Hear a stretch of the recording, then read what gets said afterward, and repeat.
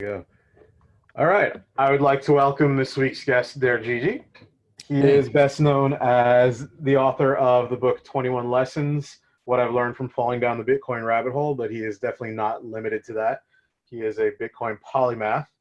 Gigi, welcome to Al's Lacrosse. hey, thanks for having me. Just wanted to open with my favorite quote that you used from Alice in Wonderland because I think it's so applicable to the Bitcoin world. It says, "How do you know I'm mad?" said Alice. "You must be," said the cat, "or you wouldn't have come here." I definitely related to. I think most of us who have fallen down the rabbit hole feel like we've fallen into a community of like-minded people. And you hear over and over again people talk about how throughout their lives they kind of always felt like they were seeing something everyone else wasn't seeing, especially when it comes to economics. And then they found the Bitcoin community, and it kind of became home to them.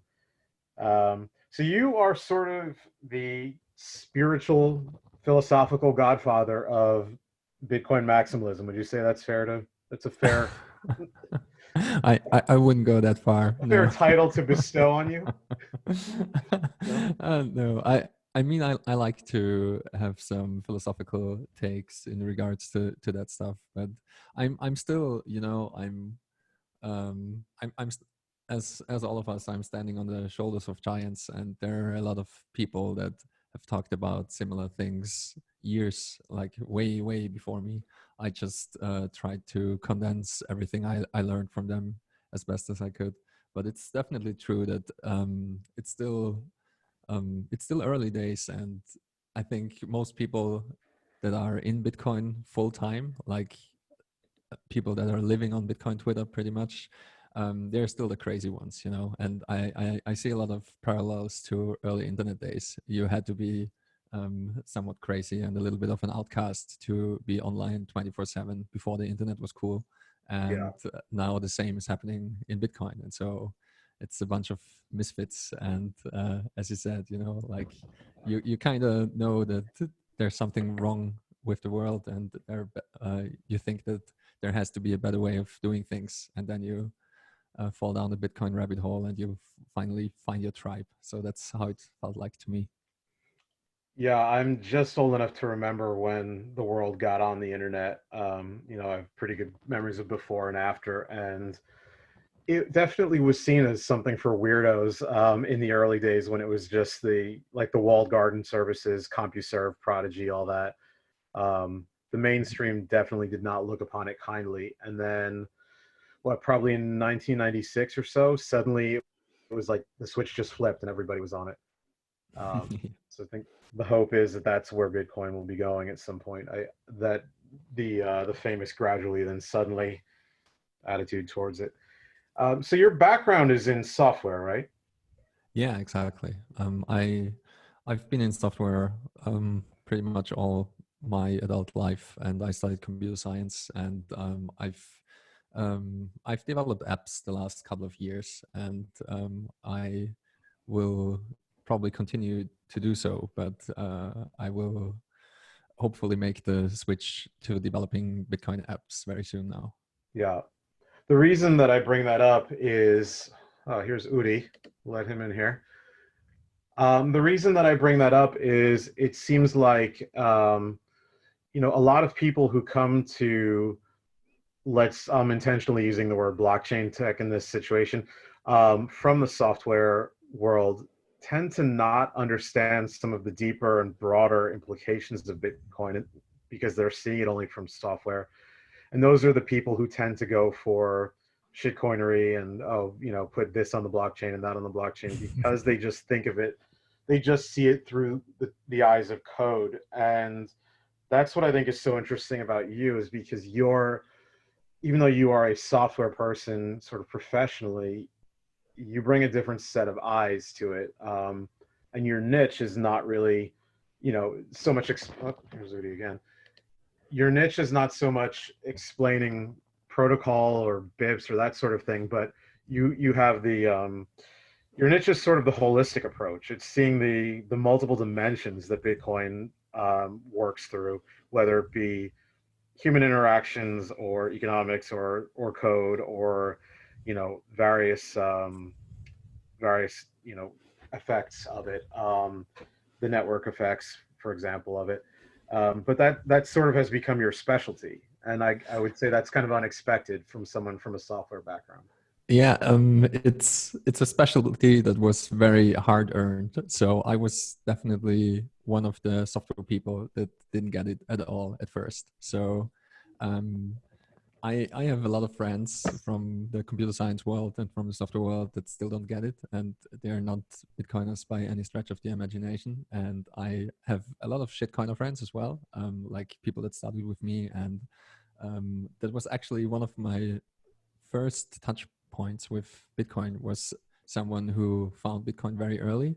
He didn't necessarily invest in it or do anything with his newfound knowledge except for starting a shitcoin, of course. So he's still in the blockchain space and he's still developing all kinds of blockchains. And he, in my opinion, now in hindsight, missed the point completely. And there are a lot of people like that. And I think also the whole Ethereum crowd is full with software people and people that don't really see the bigger picture, but just like to play around with yeah, a lot of novel data structures and blockchainy kind of stuff, which I think we can all agree is um, yeah, inefficient to the degree that it borders on uselessness. So I Yeah, think I think if there is another good use for a blockchain data structure outside of Bitcoin, I yet have to see it.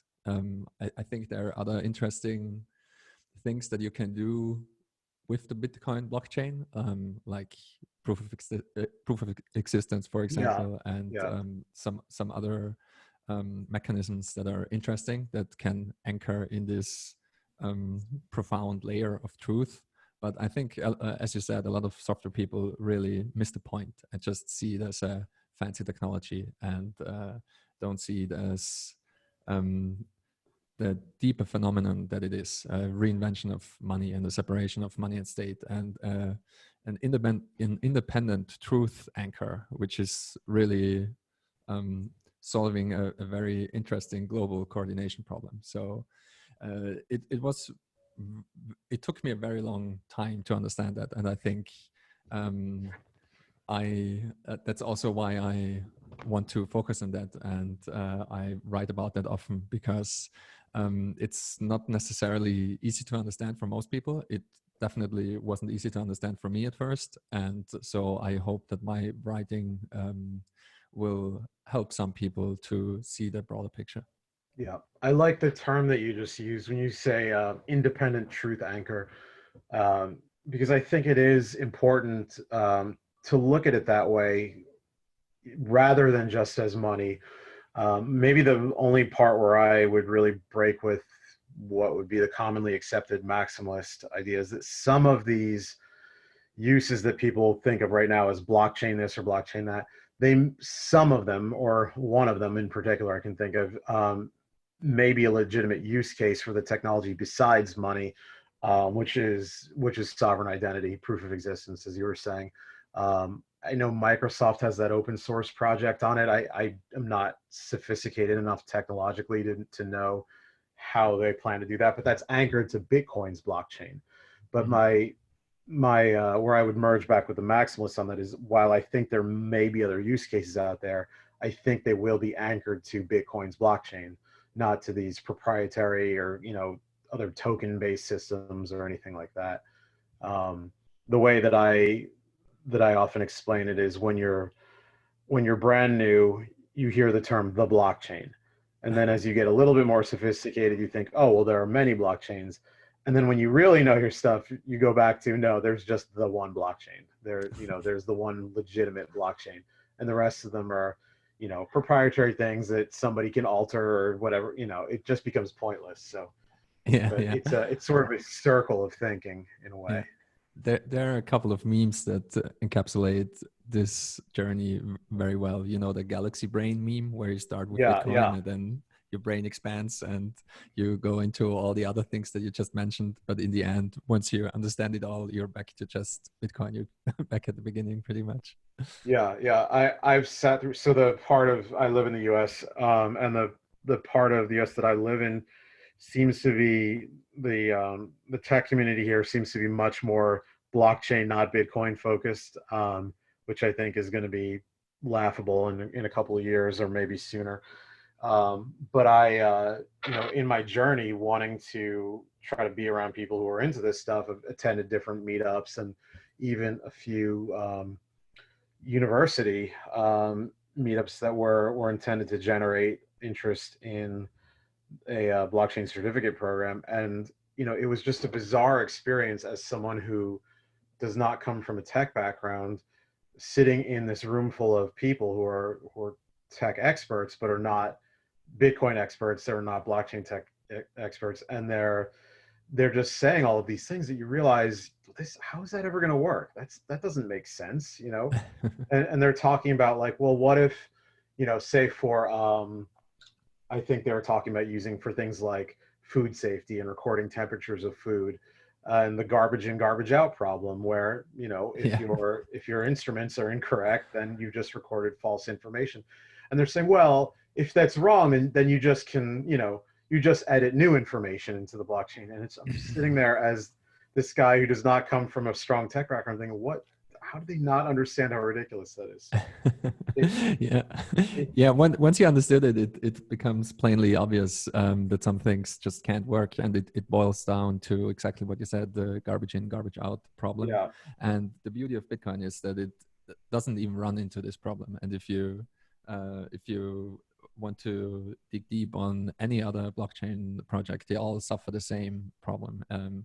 You always have a yeah, disconnect between what your database will represent and the state of reality. And the Oracle problem is just not solvable. And in my opinion, as far as we know, it's not solvable uh, in a manner that is sufficient for all attack scenarios. And that's the beauty of Bitcoin, that it doesn't run into this problem because of proof of work. Like it doesn't use an Oracle in that sense. You could say that it uses pure energy and the laws of the universe as an oracle, and yeah, that's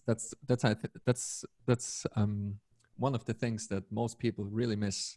Like they miss the point completely. The invention in Bitcoin, like one of the biggest inventions in Bitcoin, is proof of work. And so you can, once you understood that, you can basically dismiss outright all other consensus mechanisms that should supposedly be better. yeah, Like with people, when people talk about proof of stake, they didn't get the problem that Bitcoin solves, because once you get it, once you truly understand it, then you also realize that proof of work is essential and solves the problem that proof of stake definitely does not solve.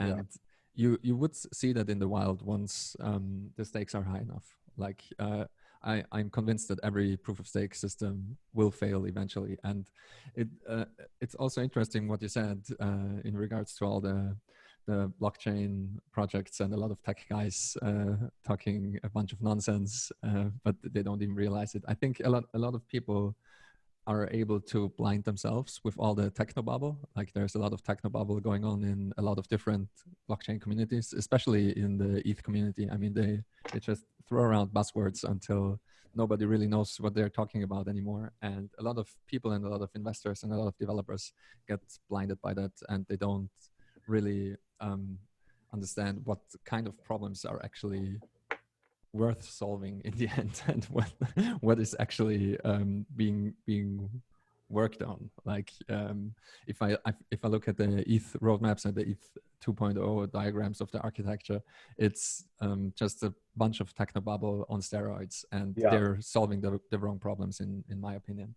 But anyway, it's for me it's helpful to zoom out a little bit and look at all those systems a little bit differently, because once you realize that those systems, I really like the way Ralph Merkle described it, that it's a living organism. And once you frame it in that perspective, it's also obvious that the apex predator, like the, that's a very nice phrase as well, the apex predator of money.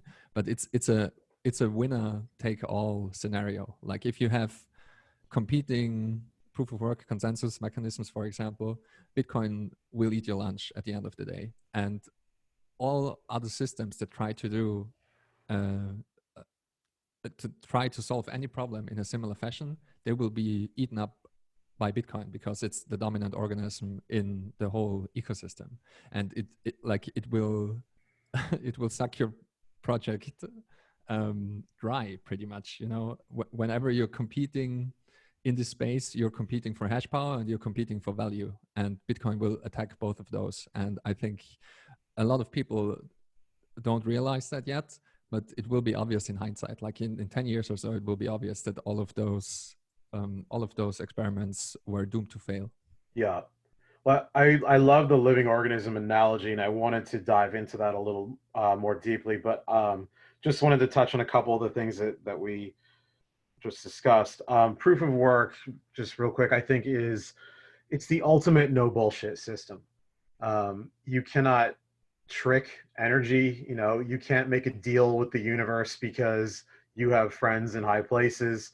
It just is. And I think that's what people miss about proof of work. It is just reality laid bare. There's no favoritism. It just is what it is. Um, but as far as the ETH community, I always find it really interesting that with all the buzzwords and all of the increasingly layered complexity, I mean, it seems like it's almost a virtue to them to add more and more and more complexity to everything. Um, and they'll talk about we have so many developers and we have 200,000 people working on Ethereum and this and that and that. To me, it almost seems like if you have two football teams and one of them is winning all the championships and the other, their coach is just bragging about how they practice more than anybody else. And it's like, well, who cares that you practice more than anybody else? I care who wins more than anybody else. So it just does seem silly. But the living organism analogy, just wanted to pull a quote that you had in 21 Lessons. You talk about interference with the operation of a complex system turns an annoying mosquito problem into a deadly snake problem. And I'm assuming the sort of analogy you're making there is things like you'll see in, I think it was in Hawaii, where they had, they brought in a crop and there was an insect that was eating that crop. So they brought in this animal to eat that insect, and that animal turned into a problem. So they brought in another animal to eat that animal, and so on and so on. Yeah, exactly. I'm guessing that's where you're going with that. I always think that is probably a good point if you want to convince people who I'm just going to pick on the left for a minute here when it comes to economics. Let's say MMT supporters, that sort of thing, because I think there's an understanding generally in people in that group or that end of the political spectrum of the idea of things being natural and following their natural path and organic, and not forcing things with artificiality, or to just sort of lump it all together. But when it comes to things like economics, that all goes out the window, and there's this idea that you can sort of sit on your high throne and dictate to the world how reality is going to operate, um, and not an understanding that these things are following natural principles, like scarcity or human nature, for that matter. And I always think of that as probably a good entree into explaining to those people why, whether it's Austrian economics or just Bitcoin to begin with, why that follows a sort of natural order of things, and maybe will help convince those people. I don't know if you've had any conversations with people like that, but not yet exactly. I think it's helpful to frame to use biology to explain complex systems. I think in the economy, for example, the economy behaves way more like an organic system than a machine or anything else. And there are a lot of things like, I mean, for example, internet traffic and stuff like that behaves very organically as well. And it's just useful to use this kind of metaphors that once you have an like a tricky problem in a system that behaves organically, it's very hard to find simple solutions, so to speak. And it becomes obvious if you take an island that has a mosquito problem and you try to get rid of it by introducing frogs, and then you have a frog problem, and then you might introduce snakes or something to eat the frogs, and then you have successfully turned a mosquito problem into a snake problem. Yeah. And I think framing it in that way, it just becomes obvious to people that fiddling with complex systems makes things even worse most of the time. And I think we see that now with the virus and the lockdown, for example. Once you disrupt certain things in a supply chain, things change very drastically in very unexpected ways, like the second and third order effects of the lockdown. We haven't even felt them yet completely. Yeah.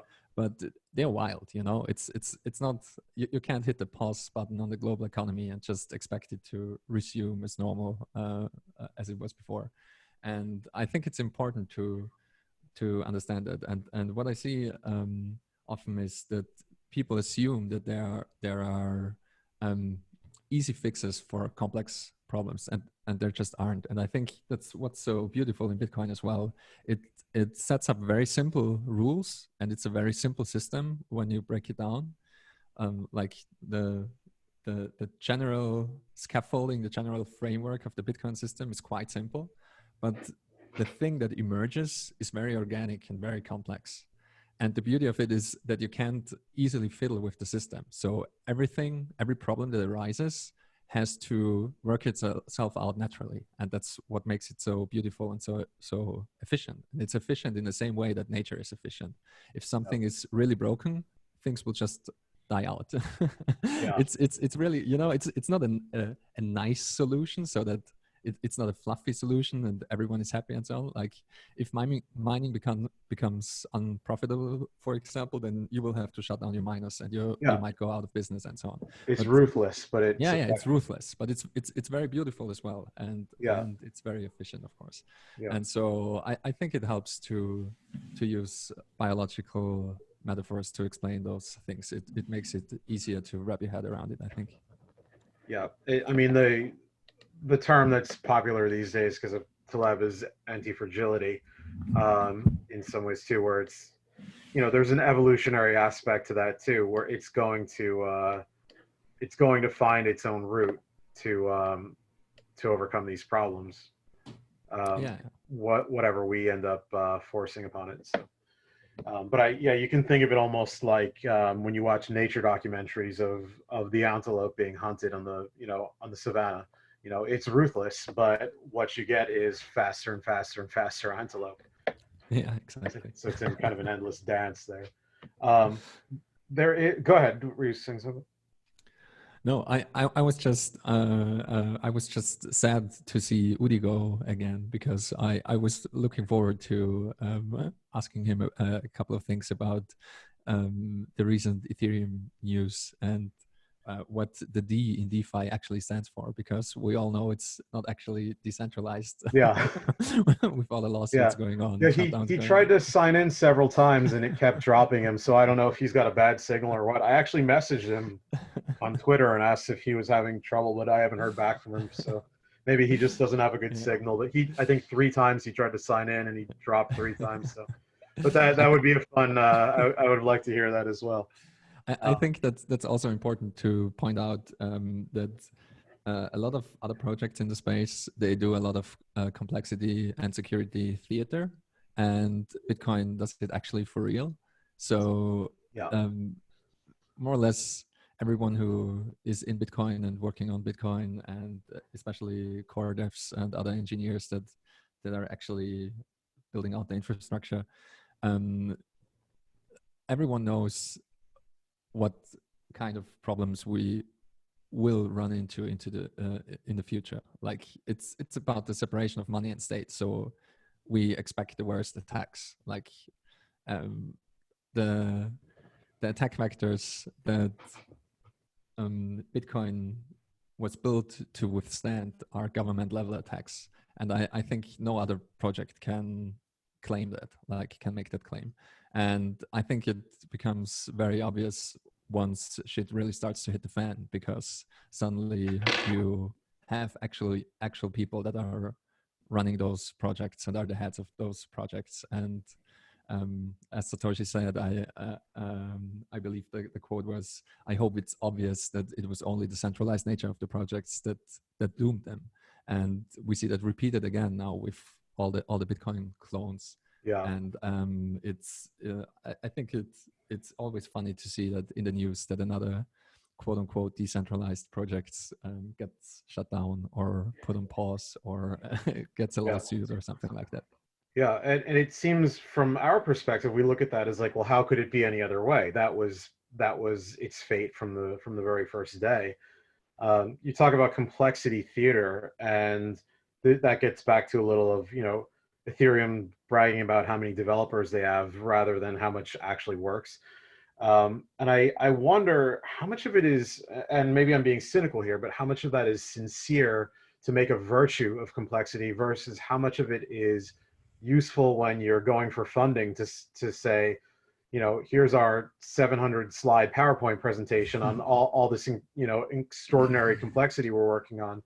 Where for me, the beauty of Bitcoin is, I mean, its simplicity is extreme. You can draw out what the Bitcoin blockchain looks like and how it operates on a whiteboard in 5 minutes, um, instead of having this insane Rube Goldberg device. The video clip I like to use a lot, I'll send to people, is, I don't know if you know the scene from Pee-wee's Big Adventure, No. when he's making breakfast in the morning and he has all the different devices. He has this big complex Rube Goldberg device just to get his cereal poured. It's like a 5 minute process just to pour a bowl of cereal. And that's how I always look at this stuff, not just because of the complexity, but because of how laughable it is. It's, pretend seriousness. So I don't know. I, Yeah. I'm not a programmer, and I used to really doubt myself when I would say, like, well, what do they know? And they must know something that I don't know. And the more I understand, the more I'm just like, no, I don't think they do. I think that, Yeah. So you hinted at a question there, if they actually believe all the complexity themselves, or if they're just spouting nonsense to attract investors.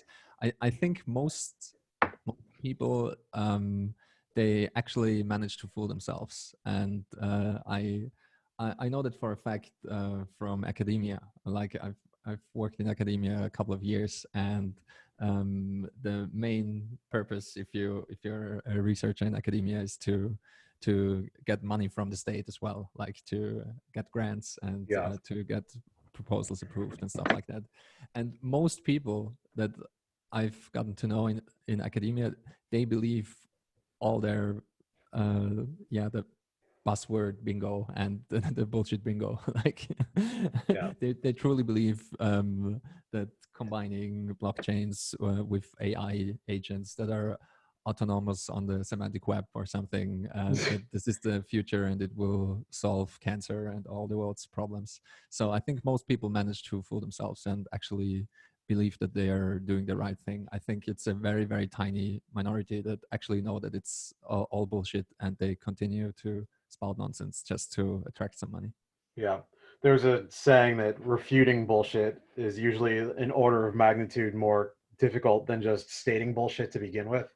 Um, but in the case of Bitcoin, there's the old meme of, well, why not just a database?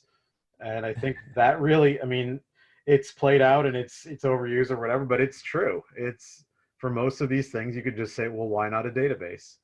Yeah, Why why exactly. is why is this a There's a blockchain? nice website. I think it's like do you need a blockchain.com or something. And it Yeah, pretty much always yeah, says and no. it's got that flow chart. Yeah, Yeah. yeah. It's really, I feel like it could, a lot of venture capitalists or CEOs could probably have thousands of hours of saved if they had just used that site. Yeah. 5 minutes of that and be like, yeah, why are we doing this again? Just because it uses a word that everybody else thinks is hot right now. Yeah, I actually have a question for you. sure. Do you think that um, like, do you think it will get better over time? Because my yeah, like I'm afraid that with the next hype cycle that will definitely come with the next formal cycle, I think it will be a huge repeat of 2017, I maybe agree. even worse. Uh, And I think a lot of yeah, You not know, I'm necessarily not. dump money, but a lot of investment money will come in, and it will be used for blockchain, this and that, all over again. I'm afraid. Yeah, I think you're right, and I'm not trying to be cute with this analogy, but with all the COVID stuff right now, there's a lot of talk about how does this stop? Well, the real end is herd immunity, where a significant portion of the population has natural antibodies against this, and so that's when it stops spreading. And I think that is the way it's going to work with shitcoins.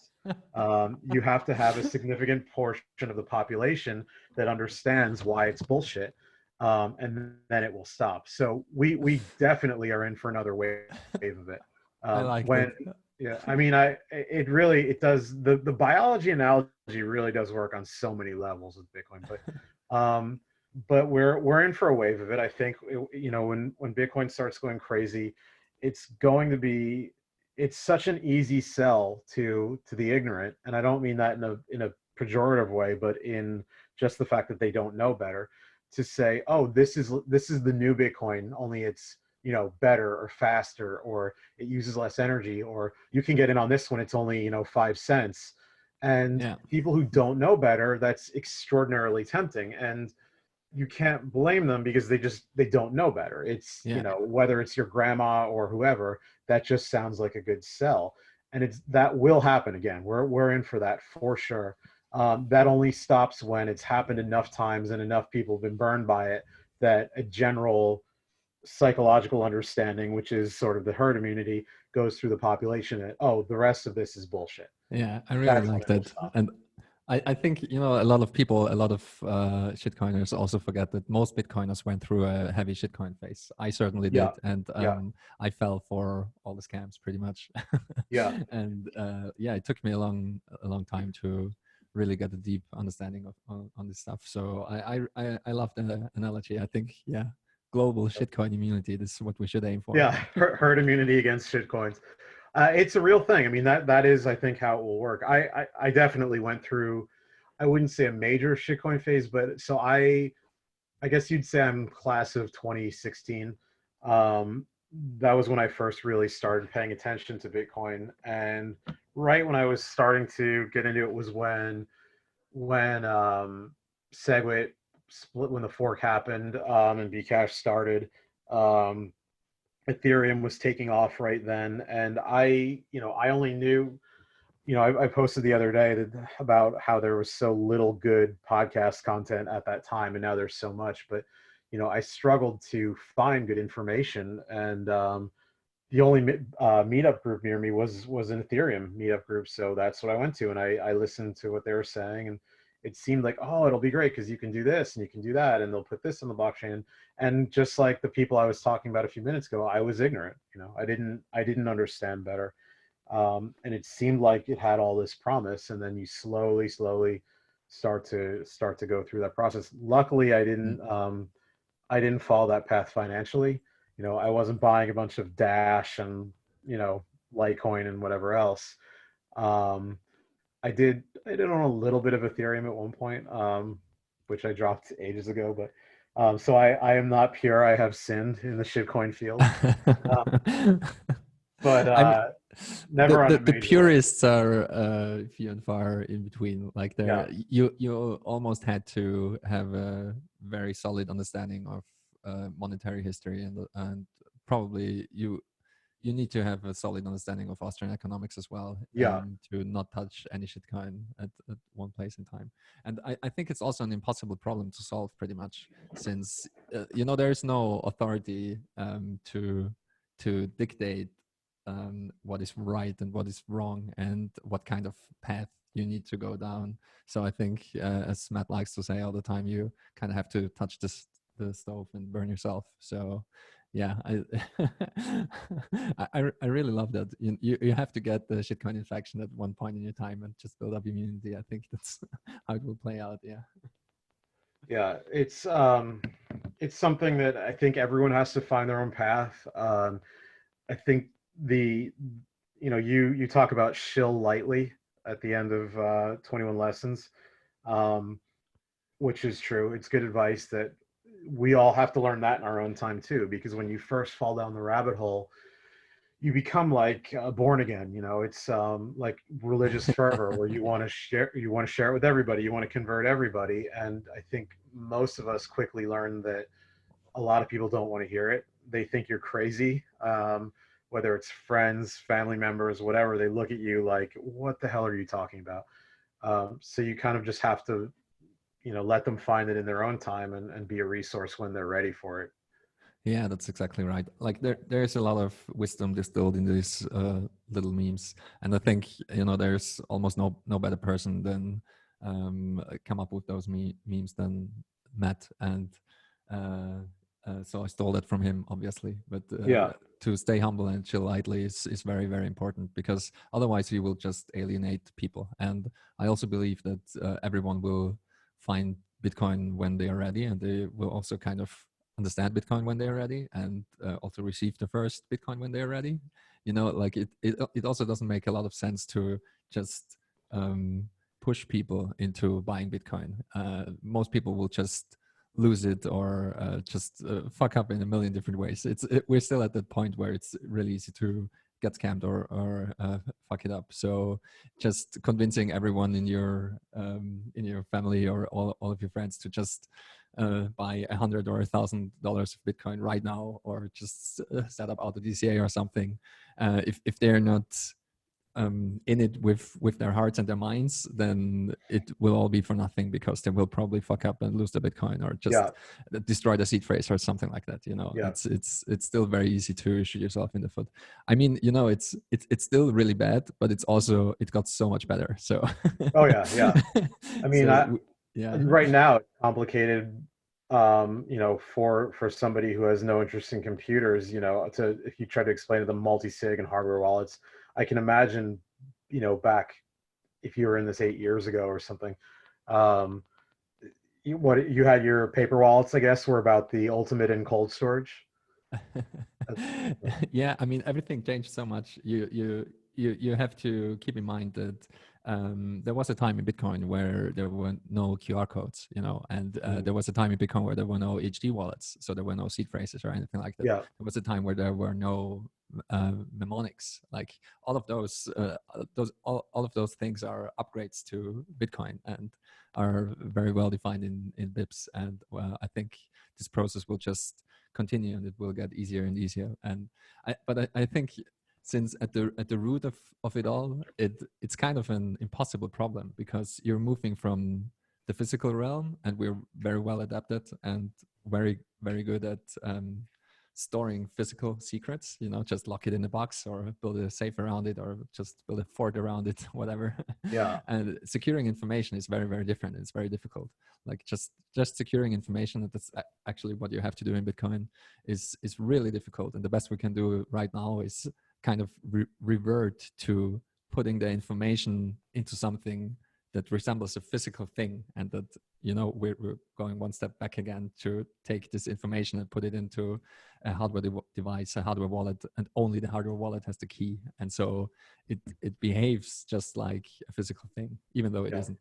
So all of that is kind of weird, and I think you kind of need to wrap your head around it to do things right, because things are so extremely different in Bitcoin. Even if you think that your seed phrase is safe in a sock drawer or something, if I'm in that room with the sock drawer, and I have my smartphone with me, I'll just take a picture of the seed phrase, and I have all your money. And that's something that's really new. Like, people are not equipped to deal with that. But I'm very hopeful. Like, there are a lot of smart people in the space, obviously, and they're all working on solving those kind of issues. And if you look at, like you said, multi-sig setups, if you have a partial custodial multi-sig setup where you can do key rotation, just like Casa does it, for example, then this problem suddenly ceases to be a problem, and you just have to take care of your devices just like they're very important keys or something. So yeah, yeah, I think it will get better over time. And obviously with, for example, Square and Cash App and stuff like that, it will just get easier and easier, and we will have, in addition to all the self-custody solutions, we will have custodial solutions as well. Yeah, I don't think there's any way around having custodial solutions for most people. I know self custody is the best and the ultimate goal if you can do it, but I just can't see that working in concert with mass adoption. Um, I mean, do you really want to see stories on the news about how this grandma saved up her whole life and had, $1 million and then lost her seed phrase and it's gone forever? Um, Yeah. it's a little tricky, but that's for user experience people to figure out, I think. And there'll be something that's a good compromise, I think. Um, and compromise is not something we seem to really like in the Bitcoin world. Purity and doing things the hard way because it's the right way has definitely served Bitcoin well. But for mass adoption, there's going to have to be some sort of middle road because you can't have everybody do that. Um, Yeah. Although I think about how in one day and age, if you went back to medieval times or ancient times, the idea that if you told someone, well, in the future everyone can read and write, the poorest person can read and write, that would just seem insane to them. Yeah. Yeah. So maybe we are Yeah. on Yeah. That's true. some sort of financial equivalent to that, where Yeah. we think of finances as this sort of dark and mysterious thing that these experts in their offices run, but the average person couldn't possibly understand. But maybe it won't be like that in the future. I don't know, but Yeah, yeah, I'm quite hopeful as well. I tend to think about those things in similar terms. The literacy example you just brought up is a good one. I also like to I like to think about the change that we're currently witnessing also as a social movement, like the separation of money and state. A lot of people are waking up to that being a possibility, and um, they also, I think, more and more people are just realizing how broken the old system is, or how the legacy finance system, how broken it is, how yeah, broken our money is. And things can happen rather quickly. Like if you look at the gay movement, for example, and gay marriage, it didn't take long at all for that to be a global phenomenon, and yeah, things changed very quickly, very drastically in just a couple of years, basically. And suddenly, with one law, it was legal in the whole US. And there are social movements like that all over the world. I mean, just pick your poison. yeah. And I think there's the possibility that things change extremely quickly, especially since it's a global networked world nowadays. Yeah. I always tell people when you're saying, well, that can't happen or that's impossible, um, you need to question, are you saying that because the facts of the situation make it impossible, or you're saying that because that's not what you're used to? Because I think a lot of people confuse I'm not used to that with, well, that can't happen. Yeah. A lot of people would have told you a couple of weeks ago that um, locking the majority of the population inside their homes would be impossible. And Yeah. just look what Oh kind of yeah. Yeah. situation we find ourselves in now. Yeah, but even like you were saying with like gay marriage, 10 years Yeah. ago, that would have seemed like, well, that'll never happen. That can't happen. And it's like, well, could it not happen because there's something about it that makes it impossible? Or is it just because you're not used to that? Yeah. And the answer becomes not used to that. And if that's the answer, then things can happen very quickly, like you were saying. Um, so yeah, I think back to gradually, then suddenly being the idea. Little steps are put into place. Some infrastructure is built, framework is built, and then all of a sudden things may go that way. I Yeah. I wonder, do you have an opinion on one of the things I am concerned about with Bitcoin's future is not necessarily for Bitcoin, but for what it's going to be like for Bitcoiners. As adoption becomes wider and wider and the world economy, I mean, they're not even pretending anymore about currency. As capital begins to flee into Bitcoin, at what point do national governments that have screwed up so badly, at what point do they start telling people, the reason things are a mess is because of this Bitcoin and all this capital going into Bitcoin. It's their fault that this is happening. That's something I worry about. I don't know. Yeah, I don't know. Good question. Yeah.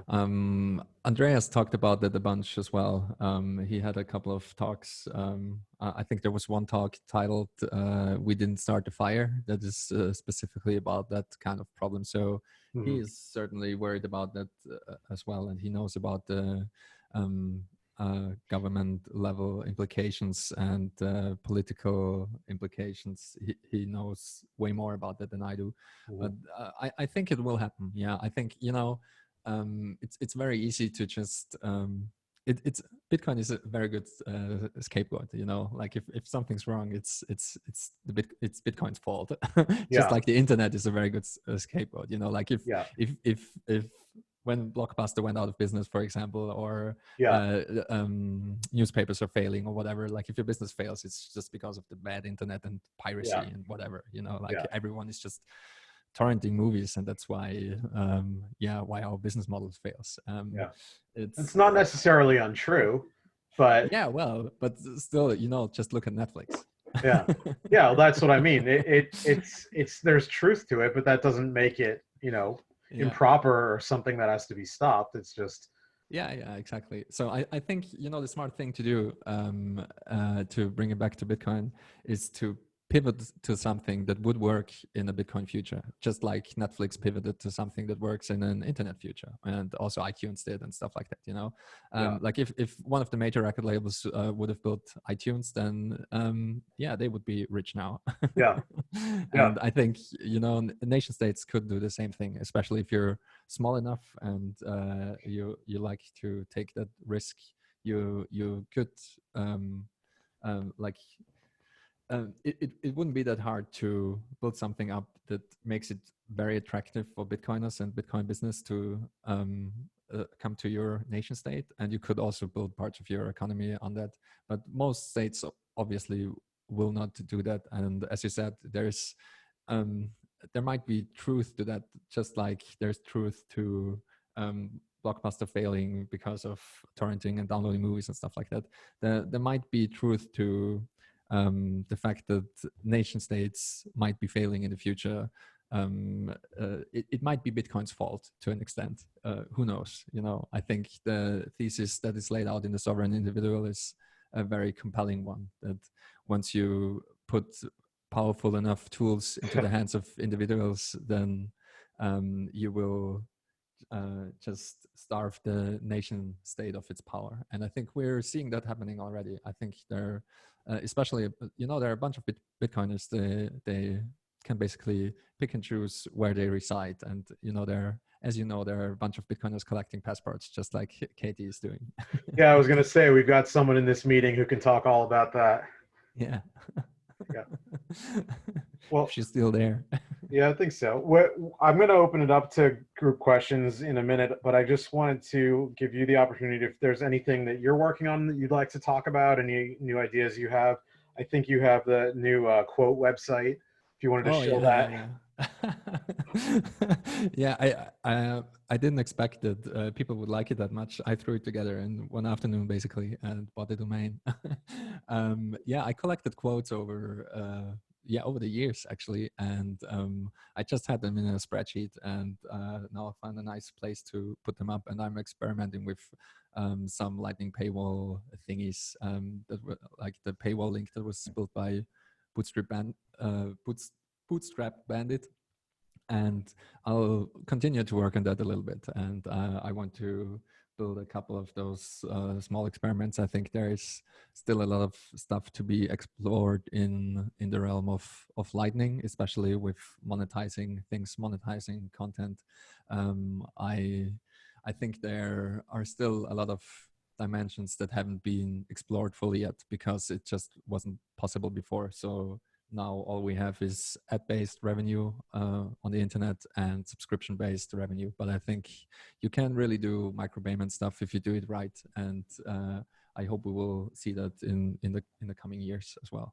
Yeah, well, I think there's been a huge boost, sadly, in a way, from COVID with that too. Is all of a sudden you're seeing a lot of people doing their own content. This is an example right here, from their own home, and maybe that's going to be a huge boost to the micropayment economy as time goes on. I think that would be great. So okay, Yeah, so yeah. I'm going to open it up to questions. If anybody has any questions for Gigi that they would like to discuss, you're all unmuted at the moment, so try not to totally step on each other. But go ahead if you have anything you'd like to ask about.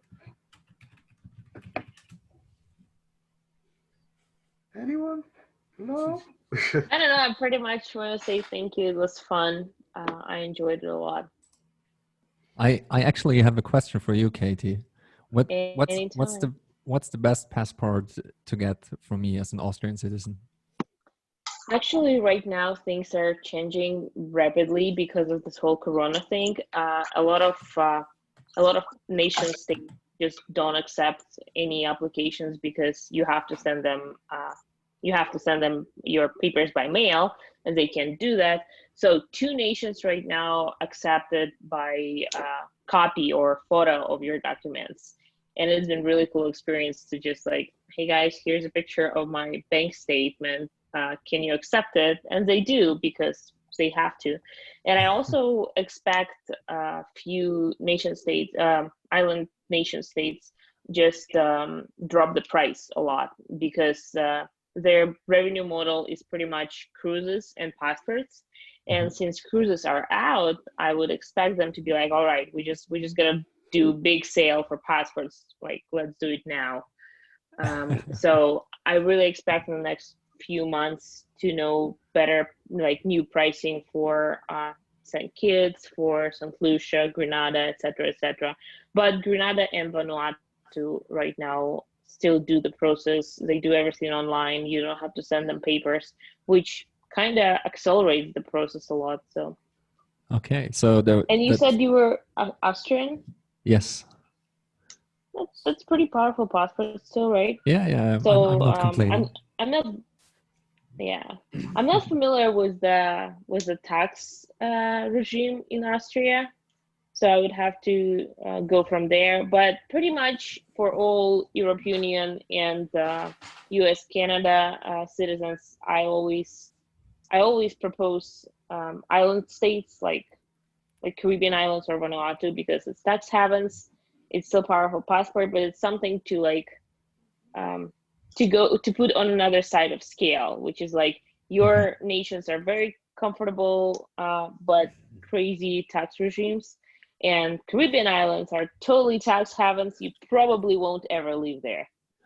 So something like that. Nice, nice. So one silver lining to the whole coronavirus thingy would be that foreign passports might be cheaper. Yeah. I mean, they have to put it on sale. I mean, you can't use them, but I think it's great timing to start the process because 5 months from now you'll have another passport. We will be in a bull market. Corona won't be here, and it's great time to flee United States or Europe. I mean, yeah, that'd be ideal. I mean, I think it's still up in the air what's going to happen. I mean, I don't know. I've been seeing a lot of mixed reports. Some people say the warm weather is going to kill it and all that stuff. And then some, like, I don't know, I think Jamie Dimon came out today and said probably we're going to be, in some sort of, on and off lockdown for, a year and a half or something. So I don't know. It's going to be tricky seeing who opens up what and what the restrictions are and stuff like that. Like most people are supposed to be at home, let alone leaving the country. You know what I mean? So I don't know. We'll see. Well, you're also talking about 2 different things. Will the virus go away or will they open the borders? It's like it's not really correlated at this point, I think. It's just whatever they feel comfortable with, whatever suits them better in terms of economic collapse and control, power grab stuff. Yeah. There's also the idea of how long will people stay quarantined, and at what point do we simply have to decide, well, the risk is the risk, but the whole world can't stop operating at some point. So yeah, I mean, you're already seeing a lot of evidence of people going out in the streets and kind of protesting. It's small right now, but it'll get bigger. So yeah, it'll be just real interesting seeing at what point they do start letting people leave the country and, you know, mix around with other countries. And, you know, it's, I don't know, it'll be interesting. Gigi, what's your sense of, from the inside of it, how this is straining things within the EU? Hmm. Yeah, I I know don't that's a know. big question. It's a very Yeah, open-ended it's a question. big question. So I don't know. I mean, the EU obviously had its problems before the coronavirus started, and I think, you know, Brexit was a huge blow to the whole idea. And I think, I mean, one of the interesting things after Brexit was that pretty much every country had a movement to get out, and like it. I think it's still in the heads of people that in general it's a good thing, and but I think also that the movements in the countries are growing to go back to a more localized government structure. And I'm not sure what will happen. I think, you know, also the virus lays open so many things, and just the disruption of the supply chains lays open so many things, that a lot of people will start thinking about doing things in a more robust, more local way again. I hope, at least. And yeah, we'll just see how it plays out. I'm in general terms, I'm more worried about the euro than the European Union. I think a lot of things will kind of stay the same in the European Union, like Schengen and free movement of goods and people, stuff like that, and some other trade agreements and stuff like that. But I think just the currency itself, um, I'm I'm not very confident that the euro will survive another 20 years. Let's put it like that. I had seen a couple weeks ago there was some turmoil where, for the first time, France and Germany sort of broke ranks over the euro, where France sided with some of the southern European countries on some moves they wanted to make with the currency. And I wish I could remember the exact details of it. But France sided with, I think, Spain and Italy and Greece on something against Germany, which was apparently, you know, earth shattering, because Germany and France, when it comes to the euro, always stand together to direct things. But I was seeing that portrayed as the beginning of some very serious cracks. But like everything else, maybe gradually, then suddenly. It seems Yeah, crazy yeah, yeah. until the day it happens, and then Yeah, all of a exactly. sudden everybody saw it coming all along. Yeah. I mean, it kind of is always like that. It was like that in 2008 as well. You know, there's one big event that kicks things off, and a lot of people are speculating that it will be the same all over again in the financial sector. And Yeah, it's very hard to tell, because I would also not underestimate the power of the Fed and the European Central Bank to print their way out of whatever crisis we're currently in. yeah, So yeah, uh, it's very hard to make any kinds of predictions about that. Um, Nevertheless, I think the best thing about all of this is that all of those news are very bullish for Bitcoin, no matter what. You know, yeah, like the underlying structure of the central banks is so obviously fragile that no matter what happens, even if they are able to kick the can down the road more and just print their way out of it, it's way bullish for Bitcoin. And if the whole system collapses, it's also bullish for Bitcoin, even though it will get very ugly and potentially very bloody. And I yeah. really hope that we will have somewhat of a soft landing, another global meltdown, and yeah. Yeah, I hope that as well, but it does seem increasingly unlikely, Mhm. which I know I'm not thrilled about. But um, I think all anyone can do is hope for the best and prepare for the worst, Yeah. as far as that goes. So on that happy note, thank you for coming on today. Really appreciate it. Yeah. Thanks for having me. I would definitely welcome you back if you have anything new to shill at any point. or just want to discuss anything else. But I'm glad you have that quote website up because I think that's really cool. I saw somebody had already framed some of the quotes from it onto the wall. I was thinking about places on my home office wall where I could do that. So I will be taking advantage of it for sure. Yeah, it's very cool to see it integrated in the real world. A friend of mine from Germany asked me to build a small API for the site so he can integrate it in his old Kindle and frame it and put it on the wall, and that's what he did. So he worked on a Bitcoin Kindle dashboard anyway, and another guy, he integrated it in his Android home screen. So I'll have to document the API someday and just let people know that they can, that they're free to integrate the data. Yeah. Well, if you ever want to come by our Friday chats, it's more of a open group format than an interview format. I know your time zone is not optimal for that, but if you want to stay up real late, we've got at least one. Let's see, we have one Italian who is probably Milan's in the same time zone as Vienna, right? Yeah. So if you want to stay up like a 16-year-old through the middle of the night, we've got one of those. Got a couple of New Zealanders, a few people from all over the world. So I broadcast on United States West Coast time for that, but it's a fun group. But if you ever want to come by, you are absolutely welcome. But sure, awesome. Who knows when I'm up, because I have a baby now, so there might be a time in a couple of weeks where I'm up anyway. So I'll hop on. Yeah, I'm dealing with that as well. I have a 4-month-old. Nice, congratulations.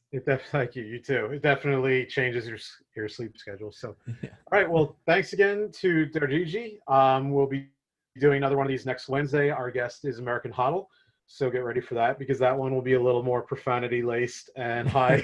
I'm sure about that. Yeah. So, love that guy. Yeah. All right. So watch the Owls Lacrosse Twitter for updates in schedules and guests, and I will see everybody next time. Thank you very much. Bye. Bye.